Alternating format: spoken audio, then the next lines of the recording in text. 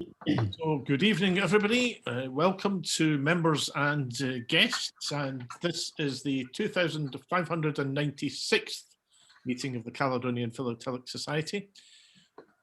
Just to mention that Maureen is valiantly preparing minutes every week, and one of those days we'll get around to signing them and putting them in the book, but not at the moment. But we are keeping a record of these meetings. Our displayer tonight is our very own Stewart Gardiner, who has described his display as a Philatelic Dabbler's favourite pages, and I understand it's going to be in various sections, and Stewart's going to indicate when he's finished a section, and we'll then have questions rather than you trying to keep all the questions till the end. So we'll do it in segments and have questions after each segment. So Stewart, you can start screen sharing and we will sit back and enjoy your dabbling. Well, hopefully you will. Let's see if I can get technology to work.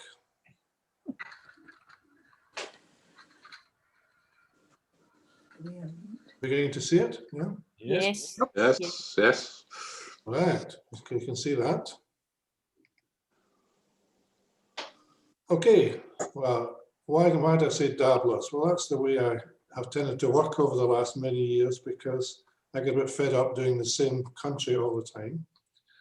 And the reason why I put up that Hermes heads on the front is one of my favourite subjects. You're not seeing that tonight, because I've seen it many times before. But when I moved to Australia in 1977, I sold all my stamp collections. Terrible thing to do, to get money to start a new life. And somebody offered me some Greek Hermes heads before I went. So I bought a few and I dabbled. And when I got there, I expanded it and get it going, and eventually became one of my main collections. That's just why that's there. And it's a beautiful issue, beautiful covers, postal history at its best. So after the for George, we'll eventually do postal history for the European colonies as well.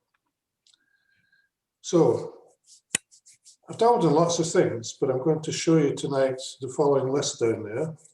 Something about the Zulu Wars and philatelists, and a bit of daring do in the World War I with a James Bond philatelist, some missionary mail. Quite a large section on Sardinia, because that was one of my major lucky finds and lucky purchases. Some Venice, a bit of Tuscany, some airmails by horses, and then Rhodesia, a little bit of Rhodesia, and to finish some Cape of Good Hope and a bit of astronomy there. So quite a variety of things. So Zulu Wars. Here's the man, Charles Norris Newman, Reuters agent and war correspondent. He was out there, sent out there by his papers and Reuters, and he was at Rooks Drift. And in the film Zulu Dawn, he was played by Ronald Lacey, and that's a photo of him. Now, why do I show him? Because he was a philatelist, collected stamps, and he wrote a letter in 1892, which I've got, to the treasurer of the Manchester Philatelic Society, saying, I've been doing this for years, I've got lots of stamps, I'd like to swap some for car list issues, which I know you have an interest in as well, or there's an article on it, and let me know what I can do. And he signed it and added an addendum with a wee signature on it there, the bottom. That's his little initials. A few years later, I found this in a box. I think it was in Gordon Carroll's shop. It's a postcard from Blantyre, 1899. Same initials, that's Morris Newman again, asking about shipping details, because he wanted to go back to the UK. And he came back in about 1902. So he's not just a philatelist, though. He was an entrepreneur as well. He spotted an opportunity when they were picking a telegraph line between Bulawayo and Tati.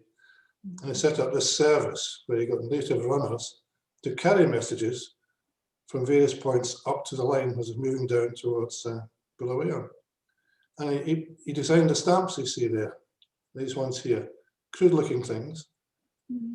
And he used them to stick them on the telegraph itself for the payment. They're quite expensive payments as well.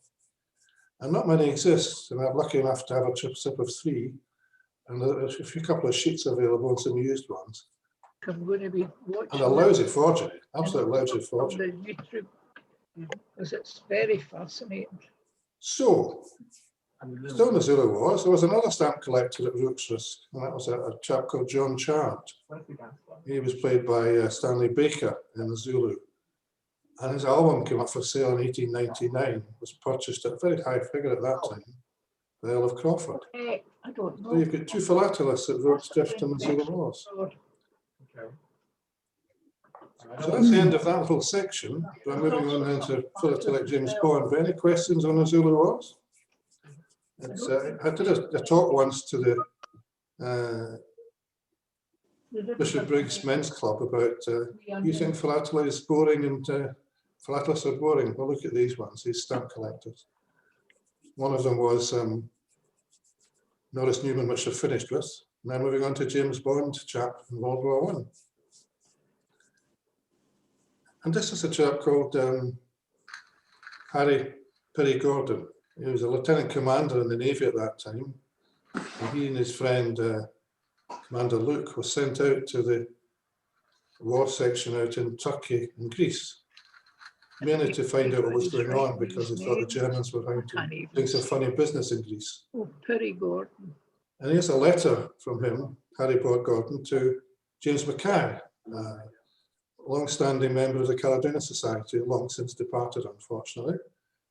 But he tells about swimming across the sea, in the sea, into caves at Mount Athos, a revolver around his neck to try and find out if there were barrels of fuel there.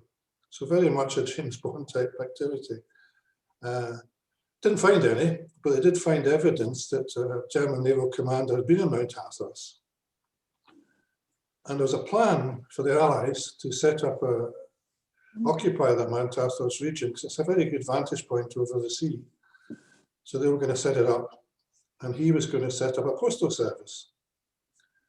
And he met people on his ship, one of the ships, the Ark Royal, to make these stamps, Mount Athos stamps. They're not official stamps, and they're never issued, but they are very rare and interesting artifacts from the region.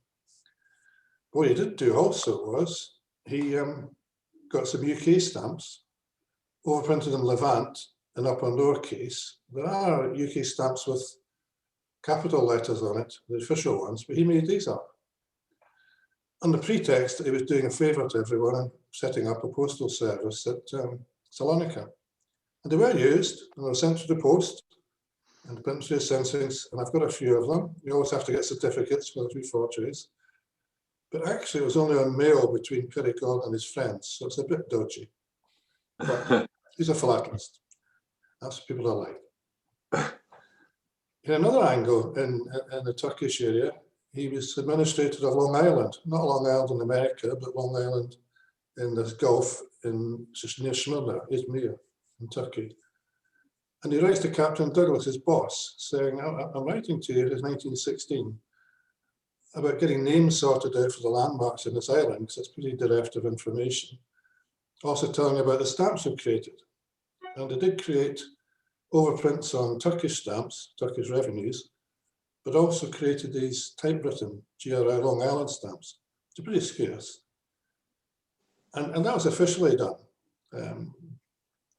But there was a lot of fuss about that because he writes another letter in 1928 to Admiral Douglas now, who's gone up in the world, commenting about the fuss being made about these stamps and the big prices realised.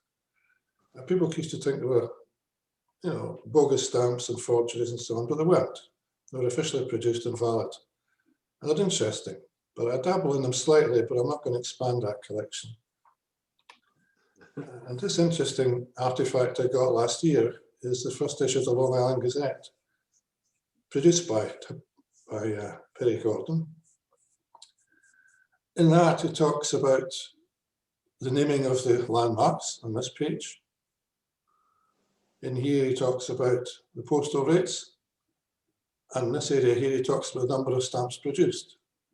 Quite a wonderful philatelic record for the Long Island stamps. But I'm not going to go much further with Long Island because they're very expensive and full of forgeries and difficulties. Anyone interested in a question on Long Island? Am I stunning you into silence? Okay. We shall move on. Now we're going to talk about missionary mail in China, one of my favourite topics, a bit of a thematic collection too, because I have other missionary mail from other parts of the world, so it tells a good story. I bought a box of covers and cards through Gordon Carroll from another person some years ago. And a lot of them were interesting because they mixed rankings of Chinese and Russian stamps on them. So that tickled my interest as a dabbler. So I investigated them. They're all addressed to London Missionary Society. That's the one that David Livingstone belonged to. And also the chap in Charities of Fire, whose name escapes me at the moment, but it'll come to me later. That runner, he was a missionary at that time as well. So I contacted the owner of the successor of LMS and I got permission to look at their archives in London, which is great. I got a year's reader's license, I was able to go in there. This is the time when I was working in London a lot, so it was very convenient for me. And I did a lot of investigation and it was very productive. Oh, just before I go on, that's the area of China there, Chile. It's just southern Manchuria.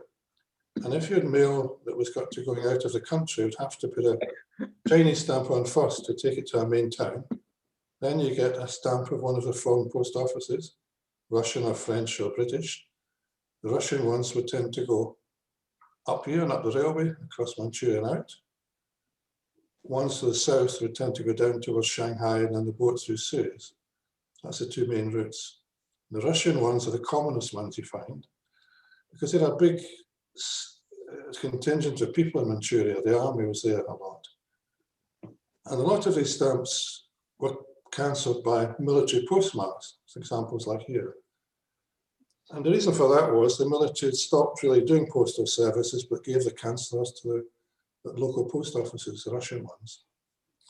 Here's an example of a cover. What I was able to do when I got to that archive was to match these covers to letters in their archive. Found for everyone I could find, matched my covers, so the dates were right.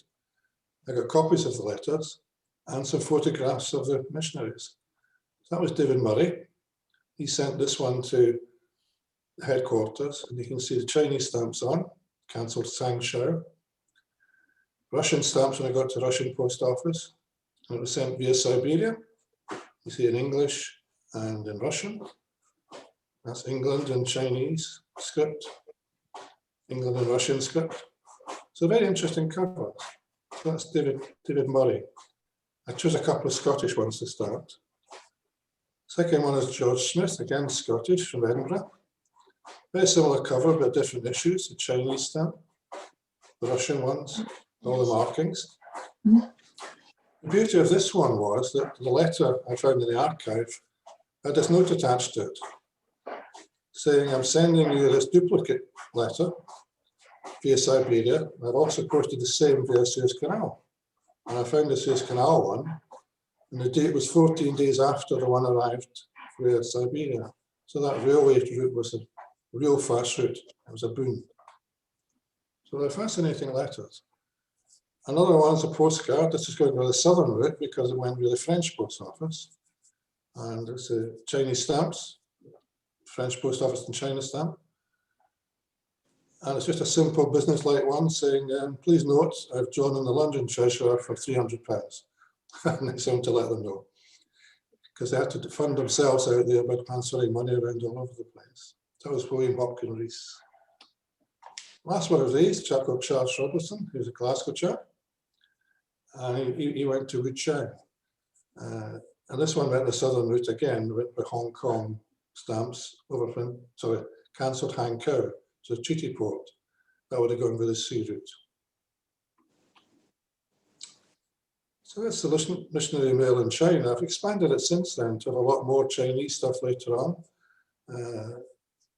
A chap called Charles Robertson, who was married to Eric Liddell's sister. Eric Liddell was the chap who was the runner in Chariots of Fire. And it's a very interesting topic. So I've also got other ones around the world as well. Anyone want to say much about the missionary mail? We'll move on to another topic, Sardinia. This is Sardinia, which is not the island, just the island. Sardinia in the early days covered the north of Italy as well, the Piedmont area. It was quite a big part and it was a major Italian state. I'm also interested in getting these Cavallini stamps because they came out in 1819 and they were purported to be early stamps and were postally valid, but actually they're not. What they are is that the government at the time was worried about local couriers undercutting them and taking business away from them. So they said they'll have a level playing field, a bit like the European Union, so they taxed them to make them not so efficient. If you want to leave there, you want to challenge them, make a level playing field. And they taxed each stamp, each letter the courier sent. So the courier paid for the stamp to put on a piece of paper. They could then use that with the courier and he paid the postage to the courier as well. And there's 3 different types of it, the 15-cent one, 25 and 50 for different mileages. And that's the provisional issue, the first one. The latter one was embossed on paper, but I don't have any of them. I've only got some cutouts. Here's a couple of examples. I don't know the origin of these ones because the writing's terribly difficult to make out. But it's to Saluzzo and it's been expertized. You can see there's still a thing here. That's a signature of an expert, and this is Alberto Diena. That's how Europeans do their expertization. They don't give them certificates sometimes. That's a 15, 2 of them, and a 25 and a 50. This one's unused, but on the back of it, you can see writing on the back, and it was purported to be certified in the back with addresses and names on it, but I don't think that was right. I think what's happened is a piece of paper has been used from a previous correspondence, turned over. That's been put on it with the intention of using it, but it's not been used. So that's a cavallino, which means little horses, by the way. These things are little cherubs sitting on top of the horses. Quite a fascinating topic. I've always fancied them, but I got some recently. That's them. So we went to Sardinia properly, and this is a major part of this display. It was one of my best luckiest finds. I mean, about 20 years ago, I bought an album, forges and reprints, in a Hammers auction. And I'm a bit blind, as I do sometimes, I'm a bit daft, because I like to get things. And then what I find out, it's at Christmas time opening a parcel. Didn't quite know what was going to be in it. But coming from a reputable auction house, it was bound to be quite decent. And it was described it as forging reprints and a few genuine, but that wasn't true. The forging reprints were there, which was great, but there's a lot of genuine stamps in. They've really badly described it. And it allowed me to form the backbone of a collection and confidence to develop it further, because I had all the reprints and forges as well. Now, to give background to Sardinia, there was only 4 issues. A very crude first one with the king on it. A second attempt, which was abysmal. It was embossed on colour paper. 3rd issue, slightly better, which is the topic of this talk. And the last one, which is much better, and that formed the beginning of Italian stamps. There's a similar one produced then. So what I found was these used ones in the collection, the 3 different values, and the 40-cent is a very rare stamp. And these ones are pretty scarce anyway. These are uncommon. They're not common, but they're not exorbitantly priced. Because foolishly, I get very confident, and I bought this thing, and it's a forgery. I didn't pay a huge price for it, but it was too cheap to be true, and that was certainly true. It was too good to be true. Anyway, I think I live and learn, but not always. So that was in it, and also a lot of these, which are unused stamps of that first issue. Unfortunately, not the issued printing. There's a main issued printing, and the unused stamps of that are really rarities of Italian philately. They're very, very rare. But these were good stamps as well. It's an unissued printing. They did it because they're running out of the old ones. Didn't turn out very well, so they didn't get issued. But they are interesting stamps. Particularly 21, I've got a block of 11 there. It's cut in half, it's creased. But still gives them a good 5 and a good 3, and they're pretty rare. As a double embossing, and that's quite rare. So some of those, there's a pair, had a hinge on the back. It says Ferrari call, expert C, and a number. It took me a little while, but eventually I twigged that's an expert certificate number. And it's obviously a royal number, so I contacted the royal, and they kindly allowed me to go and have a look in their archives as expert committee. And I found all of these numbers and where they came from. They're all submitted by a chap called Donning-Beckton in 1923 to the Royal for expertization. And they're all signed on the back with a little pencil mark, Emilio Diana. That's the father of Alberto I talked about earlier. Now, that was a fascinating find and very interesting. In 2017, the Monaco Full exhibition was on, and they were going to have a part of the show being Ferrari gems, and invited me to send these over to put them in, amongst other things, which I did.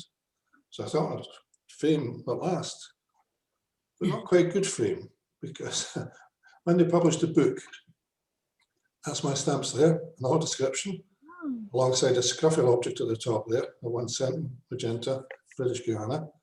But they got my name wrong. They called me Steve Gardiner, so I wasn't best pleased. But, lots of apologies, but never mind. It's nice to be in the book beside this stamp here. Yeah. I'm still looking at this collection because all of these things I thought were reprints and funny, bogus things. But actually, I got a book not that long ago about this Francesco Matrea. He was the designer of these stamps and the previous ones. And apparently he was playing around with different proofs at that time. And these are proofs. An embossing proof, one trying embossing again with different frame on it, and a rather loaded looking one there. They're all proofs, as he was trying to experiment to get better stamps. They also had proofs in the other values, like the 5 cents normally green. He did them in blue and the rose coloured, 20 cent and 40. Did Tesh-Besh pairs as well. So they're actually proofs or official reprints. So that collection was one of my lucky days. It's kept me going for 20 years and still stuff to find in it. Anything, questions on Sardinia and the mysteries of reprints and stamps? I've expanded the Tuscany, the Italian states now, and do Tuscany as well. Very nice stamp. It's the Lion of Tuscany. And it's got some nice coloured stamps in it. That's the 1 Kratzy value. It's Carmen or claret with different shades of paper. It can be quite a nice display. And that's a cover I got not long after that, buying the first stamps I got there. It's a spectacular franking, a bit grubby cover, but nonetheless a rare cover. It's got 5 of the 9 Kratzy, which is a pretty rare stamp, and 2 other ones. It's registered and urgent. So very nice franking. Another nice franking is a very clear claret stamp. They're beautiful stamps. And it's a nice cover. It's by boat from Leghorn, which is Livorno, to Napoli. And that's the stamps there. This here is a Napoli arrival mark. It's a bit indistinct, but it's covering over the stamps. It's a scripted type thing for Napoli. That's a nice little cover. Then there's this one, which is a nice franking. I think it's beautiful. It's the strip of 4 of the green one and the claret one. To someone in Cornwall. 17 Kratzy, nice franking.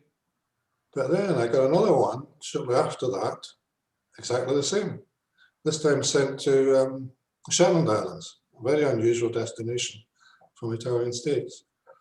Same franking, 4 of those and 1 of those. And lo and behold, last year, Robert Murray had one like this in his auction. Same franking, not from the same correspondence. And I thought, well, I'll need to try and get that at a reasonable price, but I failed miserably. I went for a lot of money. So unfortunately, I can't have 3 of them. I've only got 2 of those. Sad. You can see why I like postal history. And last but not least, a little thing of beauty. This is a newspaper with the 1 soldi stamp on it for the printed matter rate, cancellation, and PD on it, pay at destination. and tax stamp for the newspaper, a little gem. Sadly, no address panel, but that happens with newspapers, they get ripped off. That's a thing of beauty, I think, anyway. Nice colour too. Any questions on One question, if I may, please, Stewart.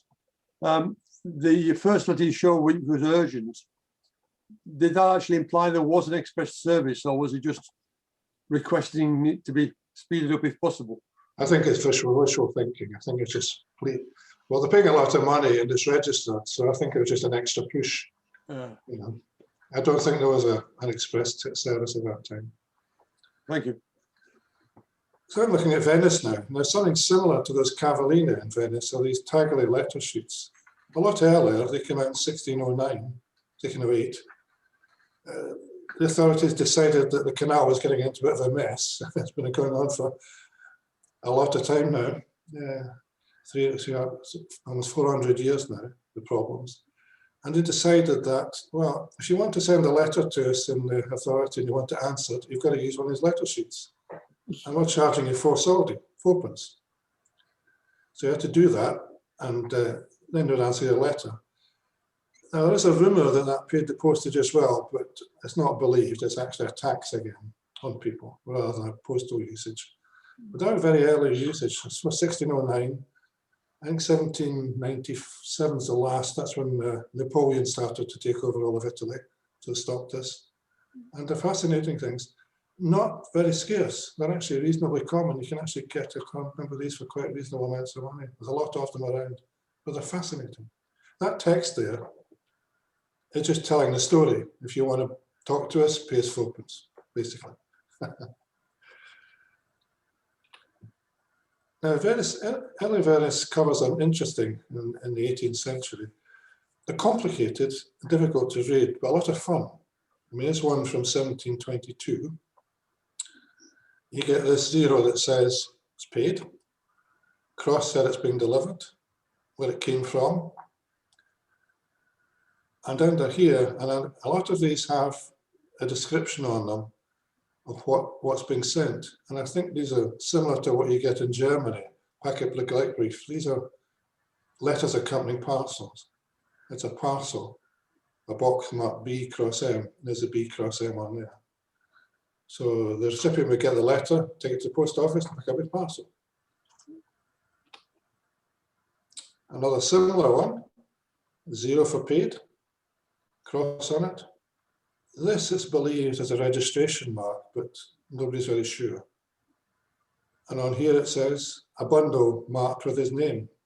So it's a bundle being sent to the post, 1747. Another one, 2 zeros. I don't think it means paid twice. I think it's just emphasizing he's paid. The cross again, the registration mark. And here it says a package marked his name, a bundle marked his name, and a booklet. But on the back, it says the bundle taken away by Zaffi Babria of the Fusina Post. How interesting, isn't it? All written on this little letter. Another one, and these are commercial ones, these are invoices sent through the post. There's 3 zeros on it this time, paid mark, and a 3 soldi paid. And at the bottom it said with a monthly invoice. The invoice number is on the top. The invoices are inside. Quite interesting. And lastly, one from 1760 in Padua. That's a 2, so it's 2 soldi paid. And that's a Padua postmark. And at the bottom it said of the roll of paper marked AM. So that's been sent to the post to Verona. Much more modern, Loma di Venetia. This is an interesting story. This comes from an auction catalogue of Harmer's 1994. Star item on the front, beautiful. Found lurking in a private collection for many years, one of the major rarities, blah, blah, blah. Nice, they'd love to have that, but it was a fake. It was pulled on the day of the auction.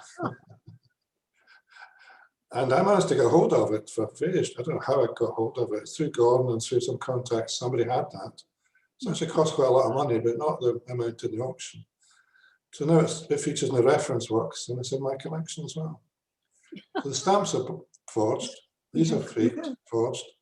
A bit of paper's probably at the right time, but Hammers must have been very embarrassed. So that's Phoenicia. Now we go to airmails by horse. Horses for courses, seahorses. The reason why I put this in is that it's not a dabble, it's a gap filling. I bought a collection a few years ago of Great Britain, which I was never going to do, but I did buy some. And it's a lovely collection. It's mainly mint through George V, Edward VII, and George VI. There's no seahorses in it, none at all. The vendor obviously kept them back because he had the bottom two sheets, bottom two rows of each sheet of each value of the stamp for all the printings, unmounted mint. Now, I wouldn't have bought that anyway because I couldn't have afforded it, but I thought I better fill up with seahorses. But I think I'll do it by getting seahorses on cover. How they were used. So mainly it'll be airmail, and that's one nice one to Brazil. And it's got the three re-engraved values all on one cover. So what could be nicer? A full set on the cover, a bit crumpled around the edges, we expect that, and genuine usage. There's another one going to Brazil, more seahorses. I love these frankings with all the, you tend to get parcel hand stamps on it, but it's better than a biro though, anyway, isn't it? And that's going again by Condor or Lufthansa, not by Zeppelin. And this one went by Zeppelin, 1933. Oh. And they used the pounds UPU. You never find the pound green on these covers because the pound green came out very early, 1913, and there was no airmail at that time. So what would you use it for? You do find them on packet labels occasionally, but never on cover, never been known on cover. So you only find the pound UPU. This one's gone by Zeppelin, and it's got two caches on it. Despite the caches, it is a commercially used cover, and nice too. Another one, this time to Australia, UPU pound and a couple of half crowns. That A on the front, I'm not sure what that is, but it's probably a local reminder this is going to Australia, I guess, but I've not been able to find anything about it, that A. I think it's just something ICI used. Another one to Australia was the 10 shillings and 5 shillings. A bit crumpled again around the edges, but nice. Here's one again to Australia, and this is sending cine film. So it's obviously been a big parcel. So got a bit bashed and burnt in the post. One to Uganda. And it says it includes from Fortnum and Mason ladies' underwear. So posh underwear going by post to Uganda. Interesting usage. This is one that really fascinates me. Bill Colley sold me this one up here from Sudan with these stamps on it and this label, kindly complete and return wrapper. And that was great, I got that. And I found this other one in an auction a couple of years later. I've since figured it all out. This is what Imperial Airsways were doing. We're sending these out to their offices in Egypt and Sudan to send them back to record the time taken for the mail together. So checking on the flight times and the mail times. And it was, so they're both posted in the same day. So one going to Egypt, one going to Sudan. And London to Sudan was 6 days, London to 4 days. So they're interesting what they were doing, Imperial Airways, checking the timings by doing this. And that ends the seahorses, horses for courses, as they say. Now I'm going to do a bit of British South Africa, Rhodesia. And I like to collect fiscal stamps and postage stamps used for fiscal purposes, because high values are never really properly used for postage. And this issue is very nice, but only the £2 could vaguely have been used for postage. Above that, you wouldn't have done it. And it's got the £100 cherry red. There's not many of them left nowadays, so very few survive. a few mint ones and a few used ones. You can get the very large, the double head ones on piece used fiscally, much easier. You can find them used postally. The lower values are used postally, but the upper values are not really.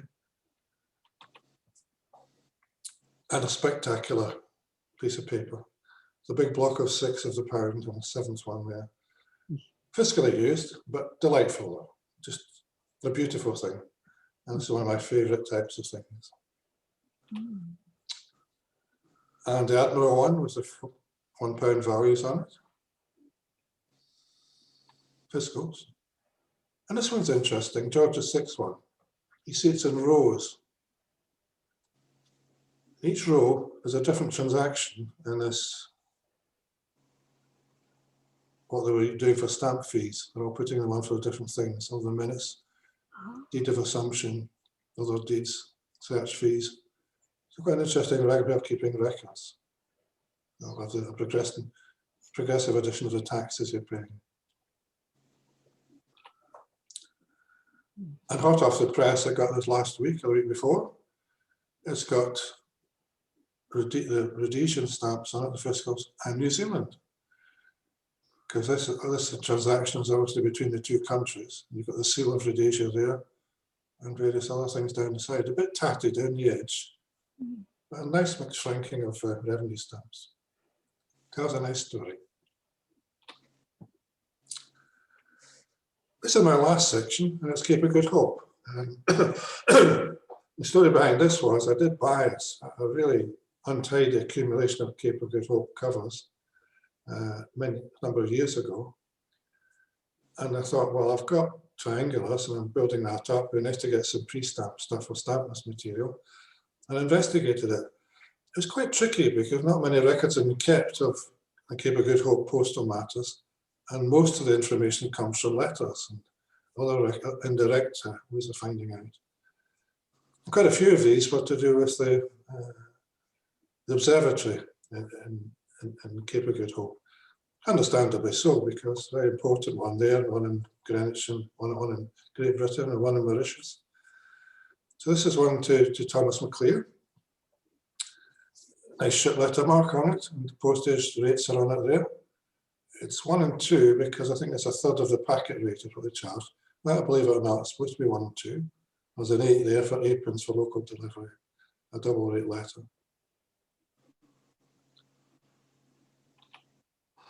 Another couple, which again to do with the observatory and McClears, but these are official local correspondence ones. So local correspondence, one official, one non-official. And that's threepence is the local charge there within the Cape District, and 1 and 2 to Simonstown, unpaid. These marks are post-paid and post-unpaid. And this one is interesting. The contents are about concerns about how to pay for the use of soldiers to help McClear do some construction work at the observatory. That's interesting context too. These are 2 from Mauritius. Big observatory there as well, so an ideal place to have one, so you can understand why. One to Miss C. McClear and one to Mrs. Mann, because she was the wife of William Mann, one of the assistants. That one's got no rate marking on it, but it's got the packet letter Mauritius. There's a ship letter one, so that wouldn't have been 8p, that would have been probably 1 and 6p, but there's no marking on it.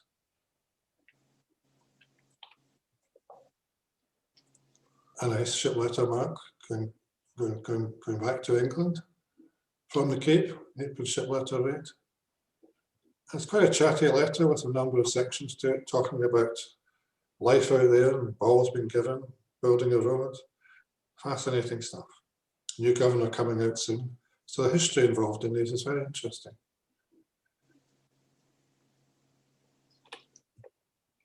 And the last one is didn't go through the post, taken by hand to Thomas McClear, carried by Sir F. Beaufort. And that's Beaufort of the Beaufort scale. He was involved in the observatory as well. I think he told me that, Mark, actually. He was involved in that work as well as other things he did. So that's a stamp list, but I'm not sure what this means. I think this is maybe his initial B, January the 6th. I don't know what date it was, but it's the mid 1850s probably. It's quite a small one, that's enlarged. So now the last section of Cape of Good Hope is about the woodblock provisionals. Not so much the stamps, but you'll see later the reprints. I only have a couple of the stamps and one on cover because they are tricky to get. They weren't really woodblocks, they were just crudely printed by Postal Simon because they ran out of the normal stamps in 1861. But I'm talking more about some reprints, and they had. These reprints here were official ones. They were done to send to the UPU in 1883 because they didn't have anything to do with the Cape of Good Hope, this issue. Why they wanted it, goodness only knows, because it's well past the date they were used, but that's the official reprint specimen stamps. And this here is a chap called Jurgens. His wife had a big collection of Cape of Good Hope woodblocks. And there was going to be an exhibition in the museum in Cape Town. And Jurgens persuaded the authorities of the post office to get him access to the plates for the woodblocks. So he printed off his examples. And the woodblock plates were supposed to have been scored out. There is a score mark on them. You can't see it very well here, down there. But we'll come to that in a minute. They made up these little presentation things. And they made, I think it was 44 of these types from prepared. This one's number 19. I think this one was owned by Robson Law, but I need to check my records. He did another type with a lot more chatty stuff on it about what happened, signed by Jurgens in 1940. And again, you can see just the score mark down there on these ones. And finally, Jurgens said to the post office, look, these are pretty poor, not scored through properly. Can we do it properly? So they did it again in deeper cuts, and they made up this final black one, showing the plates had been defaced. And to finish, a very curious forgery. So woodblock forgeries printed on the margins of a book. Why would you do that? The rumour is it was done about 1900, but when I got these, I actually got the plate, the actual cliches with it, which are on a steel plate. They're quite good forgeries, they're not bad, but why would you do that? I think I'm on the edge of finding out which book it was, but I think it's about 1900. But I've seen another couple of these ones in auctions, but not very often. A curious forgery. So that's the end of my dabbling, to end with a very curious thing. So shall I hand back now? Right, thank you very much, Stuart. Do I need to pass you back? Stop share. There it is. Oh, stop share. Yeah, that's fine. Done. Great. So, any general questions rather than specific questions in each section? I've just got one small one on the revenue stamps that you got, all those nice collection. There seem to be a lot of perfins amongst them. Were these official type things? Yeah, official perfins, a BSAC usually.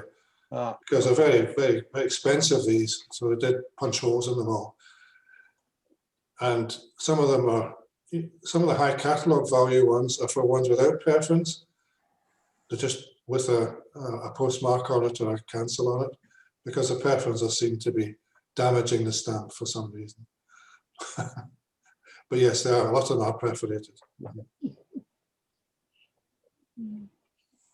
Any other comments or questions? Rhodesia had a £200 revenue stamp, which you can imagine was a fair bit of money in early Edwardian times. A lot of money, yes. I have seen that one, but don't have it. Yeah, it's a square one, I think. It's a different shape. Yeah. But your £100 carmine is a beautiful colour as well. And as you say, very scarce too. Yes. And not a lot's known about these things, so they come around sometimes and not a lot's known, and you can usually purchase them reasonable prices if you're lucky. Well, if you manage to find one, Stuart, I'll be very interested. Hold out for a block of 4. Okay, yes.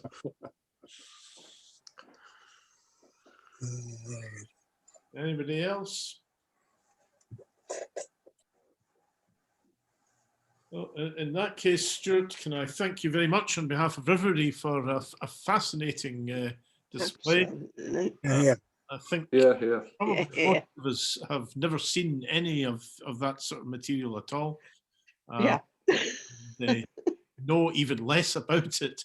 So not only was the material interesting, but your research and everything you were able to tell us about them was also most interesting indeed. So thank you very much indeed for that this evening. Next week we have Hugh Osborne, who is, I can't remember which part of the south of England he's joining us from, but Hugh has an incredible collection of South Georgia whaling material, and is probably one of the leading people collecting South Georgia. He sent me a 3 or 4 page introduction, which I shall circulate to you all with my reminder email. And if you're lucky, Hugh may even tell you a little bit about the Fox Bay post on West Falkland, which he and Stephen Heights worked on and created after it stopped being the post office. I'm not quite sure whether they jointly acquired the building or whether Stephen acquired it, but Hugh and Stephen spent a lot of time manually restoring the building and creating a post office museum, which has been visited by the Princess Royal on one of her trips to the Falklands. And you may see some material about that, and Hugh may mention that in passing, because it's not strictly South Georgia. South Georgia is the topic, but I'm sure you will have a fascinating evening next week if you're able to join us, and I shall look forward to seeing you all then. Meantime, thank you for attending tonight, and take care, stay safe. If you haven't been jagged yet, your time is coming, because I was done yesterday. I only have a sore arm. My daughter got jabbed on the same day. She was feeling dreadful this morning, but she got the AstraZeneca one. I had the Pfizer one, so it may depend on what you get, but there we go. Anyway, take care, stay safe, and we'll maybe see you next week. Good night. Thank you, also. Thank you very much. Thank you. Thank you. Thanks, Thank you, Stuart. Stuart. Fascinating.